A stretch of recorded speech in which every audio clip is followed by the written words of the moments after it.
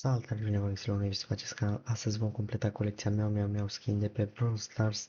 Dar înainte să începem acest episod, nu uitați să rupeți butonul de like, să vă abonați, să prindeți clopoțelul pentru a fi la curent cu tot ceea ce vom posta de acum încolo. Haideți să începem. Bun, am intrat chiar acum în joc.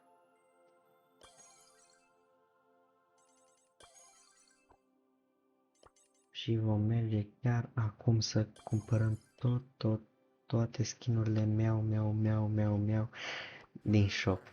Deci prima oară este Siamese Kit. Un skin ok. Nu arată foarte rău, dar nici splendid. 29 de gemuri s-au dus. Dăm continue. Cumpărăm și Calico Kit. Tot 29 de gemuri. Ăsta nu-mi prea place, sincer. Dăm continue. Și acum luăm Tabi Kit-ul gratis. Pentru că, de ce nu? Continue. Iar acum s-au dus foarte multe gemuri. Două skinuri aproape inutile. Dar vom juca și la Mariano Kit Challenge ca să o deblocăm și pe Mariano Kit. Asta în alt episod. Acum vom încerca toate skinurile să vedem care ne place cel mai mult. Mergem, o luăm pe Kit.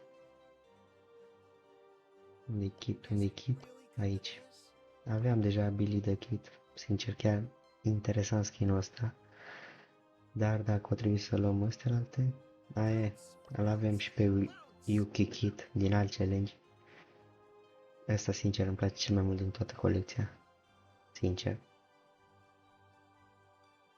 Haideți să le dăm o notă la cele care le-am cumpărat. Vedem acum, dăm try Training Grounds. Să vedem care este cel mai interesant skin din toate. Bun. Deci n-are niciun hit schimbat. Exact la fel. Săritura e exact la fel. Cutia nu e nimic schimbat. Deci e un skin de 29 de gemuri și da, aia e. Foarte ieftin și nu o să-ți dea niciodată de la ceva ieftin. Săritura e exact la fel. Sincer își dau un nota 7 pentru un skin la 29 de gemuri. Nu e cel mai wow. Hai să vedem celălalt. Calico Kit parcă. Da, Calico Kit. Haideți să-i dăm un 3 și la asta, să vedem care este mai interesant până la urmă. Bun, am intrat chiar acum. Haideți să vedem. Nici asta n-are nimic schimbat. Asta, într-adevăr, am zis că nu-mi place, dar în meci se vede mai interesant decât cealaltă. Asta, sincer, cred că nici asta n-are super schimbat, dar asta, într-adevăr, i-aș da o nota 7,50, deoarece are un aspect vizual mai bun în meci. Îmi place mai mult cum arată în meci. Hypercharge-ul, la fel, nimic schimbat. Cutia, nimic, nici la gadget. Haideți să vedem celelalte.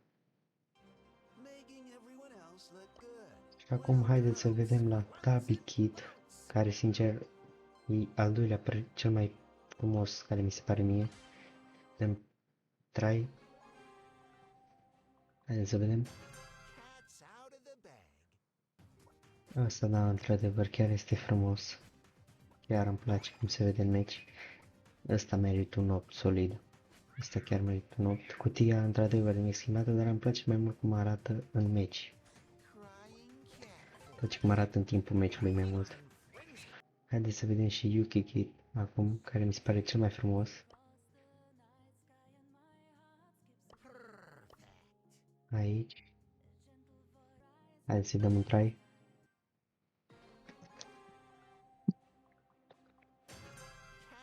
Bun, am intrat în meci. Haideți să vedem. Da, asta chiar este cea mai frumoasă. Asta într-adevăr chiar e cea mai frumoasă, pentru că uitați-vă și voi cum arată aici albul ăsta așa foarte frumos. Chiar e frumos, asta merită nota 9 din partea mea.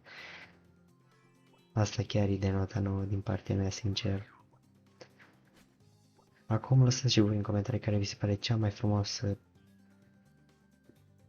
frumos skin cea mai frumoasă pisică, skin, cum vreți voi să ziceți, care vi se pare cel mai frumoasă din toată colecția meu, inclusiv Mariano Kit, care și ăla e chiar ok.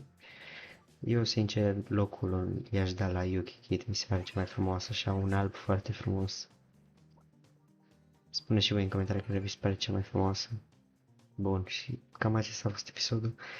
Nu uitați să apăsați butonul de like, să vă abonați, să puneți clopoțelul pentru a fi la curent cu tot ceea ce vom posta de acum încolo.